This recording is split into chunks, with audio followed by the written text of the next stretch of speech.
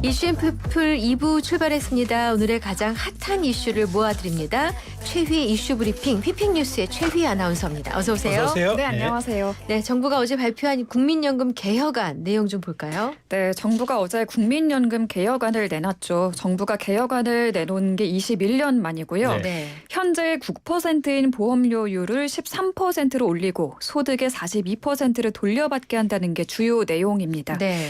용어가 딱딱해서 청취자분들의 이해를 돕고자 추가 설명을 좀 더 드리면 보험료율은 내는 돈입니다. 네. 매달 소득에서 내는 보험료 비율인데요. 네. 1998년부터 26년째 현재 9%인데 이거를 13%로 올린다고 합니다. 네. 이건 여야 모두 합의한 수치입니다. 네. 네. 소득 대체율은 받는 돈이에요. 소득 대비 연금 수령액 비율입니다. 네. 이건 2008년 이후 매년 0.5%포인트씩 인하돼서 2028년까지 40%로 조정될 예정이었는데 올해 42%에서 더 낮추지 않고 유지하기로 했습니다. 네. 지난 국회 때 국민의힘은 43, 민주당은 45% 주장하며 이견을 보였는데 정부가 42%를 제시한 겁니다. 네. 또 정부가 내놓은 안 가장 특징적인 건 세대별 형평성을 주겠다고 해서 보험료율을 올릴 때 50대는 매년 1%포인트, 20대는 0.25%포인트 등 세대별로 인상 속도를 다르게 한다는 건데요. 네. 상대적으로 젊은 사람들은 보험료를 내는 기간이 길다 보니 보험료 부담을 덜어주겠다는 취지입니다. 네. 이 안을 두고 더불어민주당은 세대별 갈라치기 하는 나쁜 방안이라고 호평했습니다. 정부는 이 밖에도 재정 안정성을 더 키우는 방안도 제안했는데요. 이게 네. 자동 조정 장치입니다. 네. 지금은 물가 변동률에 따라서만 연금 지급액이 조정이 되는데 앞으로는 법을 매번 따로 고치지 않아도 인구 변화나 연금 가입자 수, 기대 여명, 재정 위험도 등 이 달라지는 여러 상황에 따라서 연금액을 적게 주거나 많이 주거나 자동 조정하자는 네. 겁니다. 이게 자동 조정 장치고요. 민주당은 이를 두고는 연금액을 삭감하려는 꼼수라고 비판을 했습니다.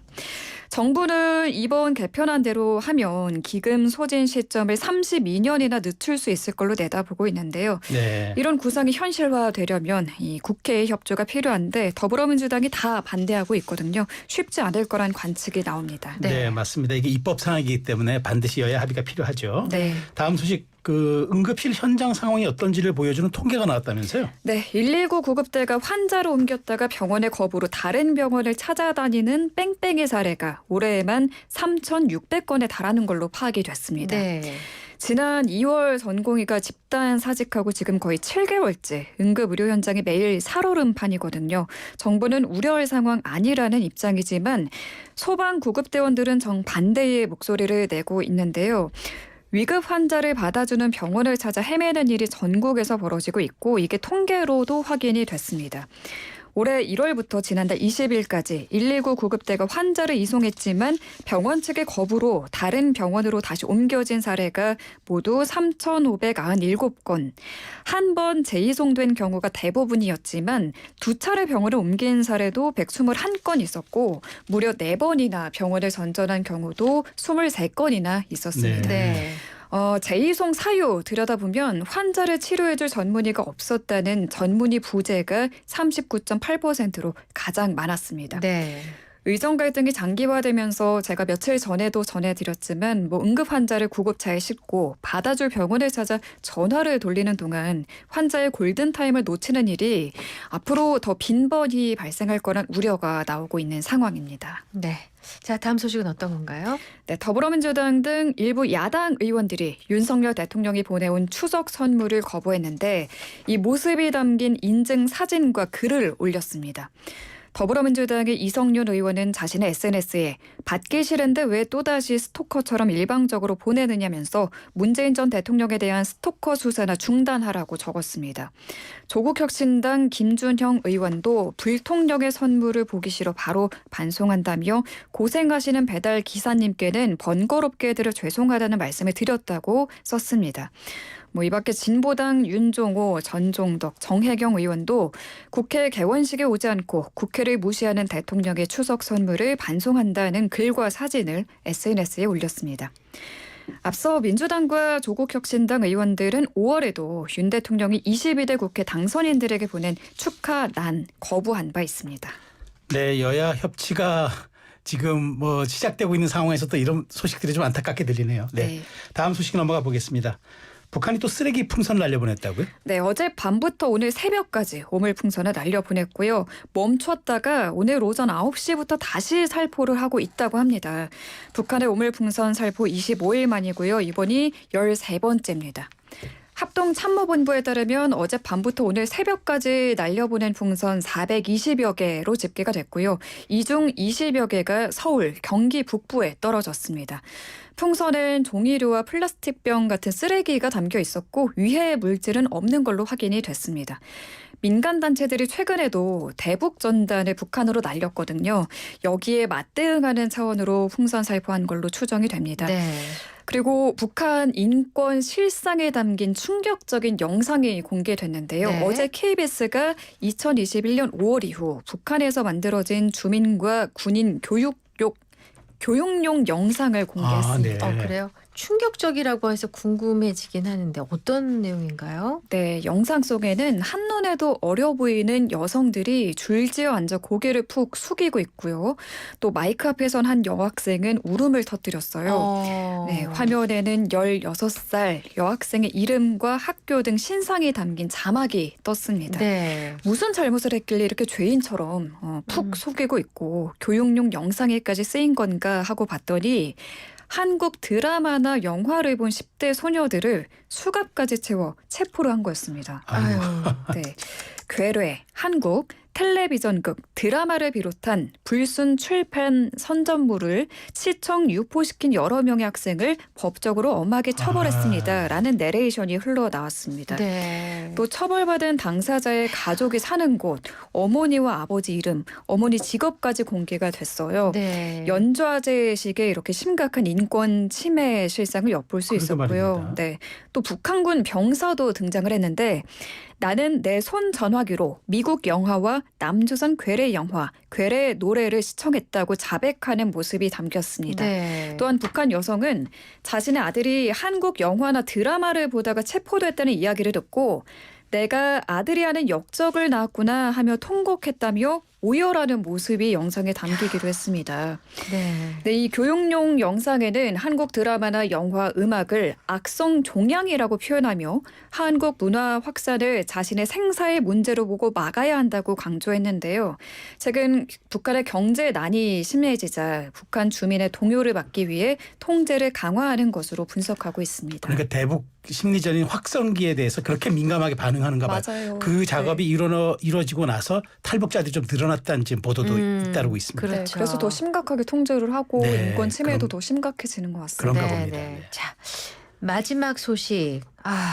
또다시 발생한 교제 살인 사건이네요. 맞습니다. 어제 또 교제 살인이 발생했습니다. 부산 연제구에서 벌어진 일이고요. 네. 한 30대 남성이 어제 저녁 여자친구를 살해했다고 스스로 신고를 했어요.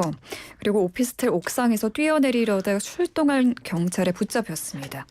헤어진 지 열흘 만에 전 여자친구에게 흉기를 휘둘러 살해한 혐의입니다. 네. 피해 여성은 인근 병원으로 옮겨졌으나 숨졌습니다. 아휴.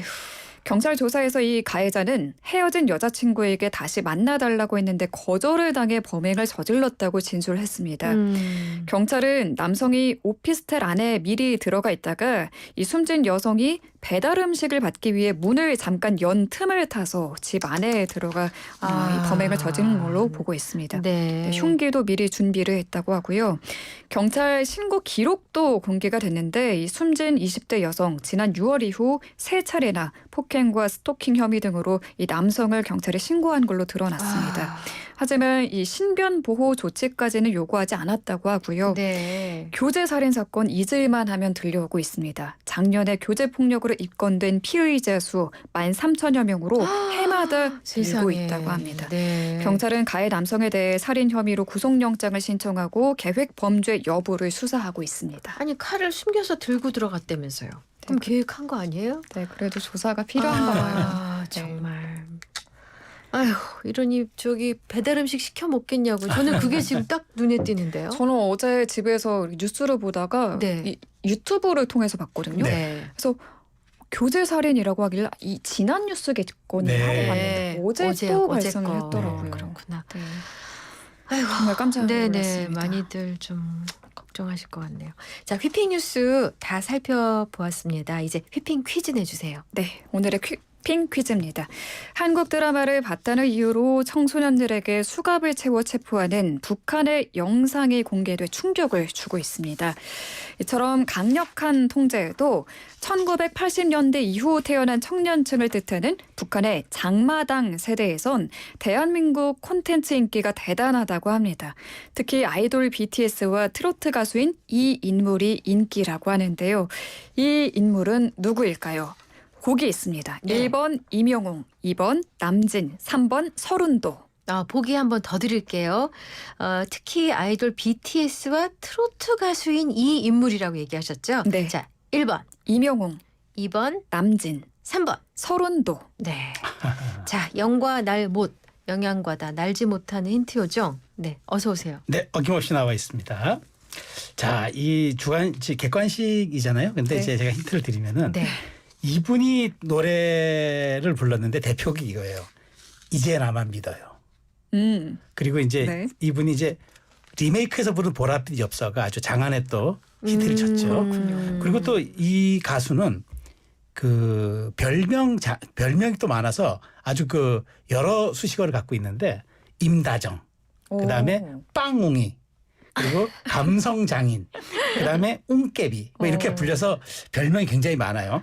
요 정도만 해도 누군지 감을 잡으셨죠? 그렇습니다. 북한에서 노동당보다도 인기가 많다는 장마당 세대에게 오. 네. 가장 인기가 좋은 네. 아하. 젊은 가수입니다. 이 가수가 또 인성도 그렇게 좋기로 소문이 그래서 그냥 자자하죠. 미담이 끊이지가 미담이 않죠. 끊이지 않아요. 팬클럽의 또 미담도 끊이질 않고 있죠. 네. 파파미 파도 미담만 나온다는. 최근에 또 여기 상암에서 콘서트도 크게 했었고요. 그렇죠. 그랬군요. 자, 젊은 가수가 가장 큰 힌트인 것 같아요. 그렇습니다. 네, 샵 0945 우물정 0945 단문 50원 장문 100원 유료 문자 YTN 어플 그리고 유튜브 이슈앤피플 댓글창에 정답 보내주시면 자, 보내주세요. 네. 노래 나가야겠는데 이렇게 자 일단 우리 최희 아나운서 보내드리고 네. 패밀리 오브 더 이어의 히어로 힌트곡입니다. 힌트곡이에요. 힌트곡. 네. 네, 최희 아나운서 고맙습니다. 네, 잘 고맙습니다. 들었습니다.